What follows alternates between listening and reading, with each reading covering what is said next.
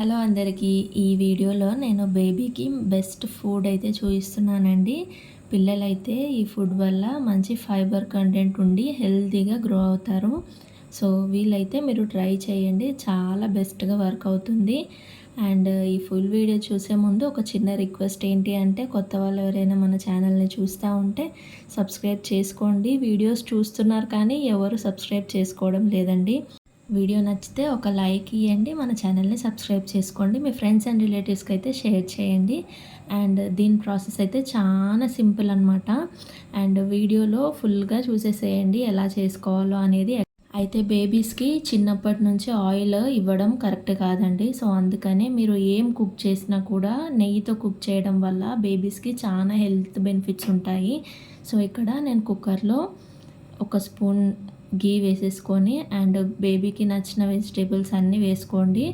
And జీరా కూడా వేసేసుకోండి, ఎందుకంటే బేబీకి మంచి డైజెషన్ అవుతుంది.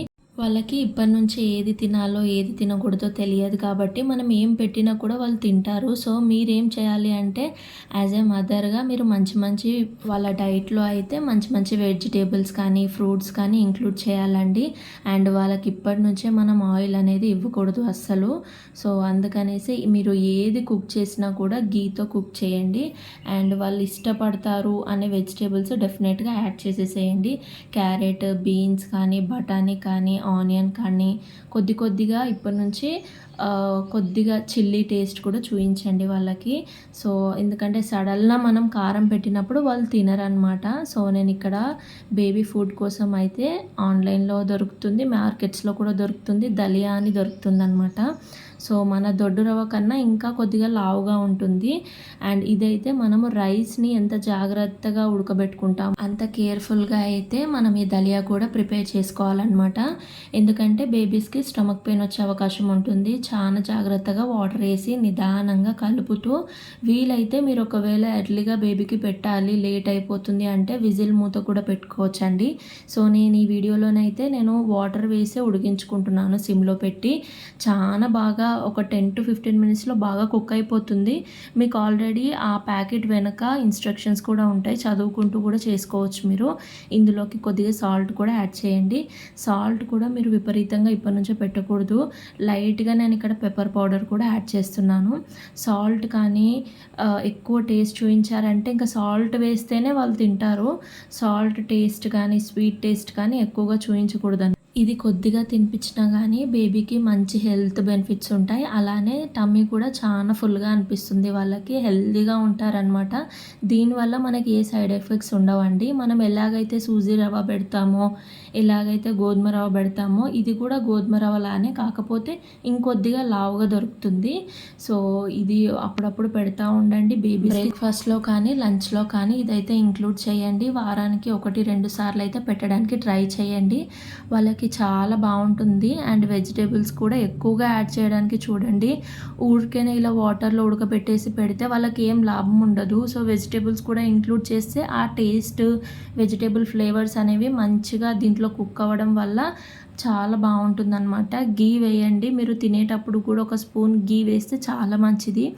బేబీస్కి గీ అలవాటు చేయండి. ఆయిల్లో మొత్తం కూరగాయలన్నీ వేయించి వాటర్ పోసేసి ఇలా చేయడం కరెక్ట్ కాదు వాళ్ళకి. ఇంతకు ముందుకి ఎవరైనా అలా చేసింటే మాత్రం ఇప్పటి నుంచి గీ వేసి పిల్లలకి ఏదైనా కుక్ చేసి పెట్టండి. సో అప్పుడు హెల్తీగా ఉంటారు. అండ్ ఇప్పుడు డాక్టర్స్ కూడా మనకు చెప్తూ ఉంటారు, పెద్దవాళ్ళకే రిఫైన్డ్ ఆయిల్ యూజ్ చేయకూడదు అంటారు.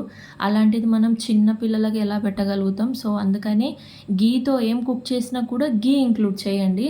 కొద్దిగా కూడా ఆయిల్ అనేది యూస్ చేయకండి బేబీస్కి. అయితే బేబీకి 13-14 మంత్స్లో కూడా మనకి మెల్లిమెల్లిగా కొద్దిగా కారం టేస్ట్ అనేది చూపించండి. ఎందుకంటే మనం సడల్న కారం టేస్ట్ అనేది ఇంక్లూడ్ చేసినప్పుడు వాళ్ళు తినరనమాట. సో ఇక్కడ నేను వాటర్ వేసాను, దలియా వేసిన తర్వాత దానికి తగ్గట్టుగా వాటర్ వేస్తే చాలా బాగా కుక్ అయ్యి దగ్గర పడుతుంది ఇప్పుడిప్పుడే.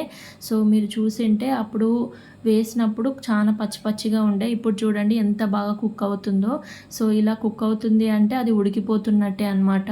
సో ఈ టైంలో కూడా మీరు ఒక 2 మినిట్స్ మాత్రం స్టవ్ మీదనే ఉంచుకోవాలి. అండ్ జాగ్రత్తగా కుక్ చేసుకుంటే పిల్లలకి ఏ ఇబ్బంది లేకుండా బాగా డైజెస్ట్ అవుతారు. అండ్ అలానే బాగా మోషన్ పాస్ చేస్తారు కూడా. సో మీరు చాలా జాగ్రత్తగా బేబీస్ ఫుడ్ చేసేటప్పుడు చూసుకోవాలన్నమాట. చాలా ఇష్టంగా తింటారు. ఒకసారి కాకపోయినా ఇంకోసారైనా ట్రై చేస్తూ ఉండండి. చాలా ఇష్టంగా తింటారండి. అండ్ ఈ వీడియో మీకు నచ్చినట్టయితే మన ఛానల్ని సబ్స్క్రైబ్ చేసుకొని లైక్ చేయండి. ఇంకా మంచి బేబీ ఫుడ్స్ అన్ని రెసిపీస్ మన ఛానల్లో అప్లోడ్ చేస్తూ ఉంటాను. బేబీ ఫుడ్స్ కావాలంటే కామెంట్ చేయండి. బాయ్.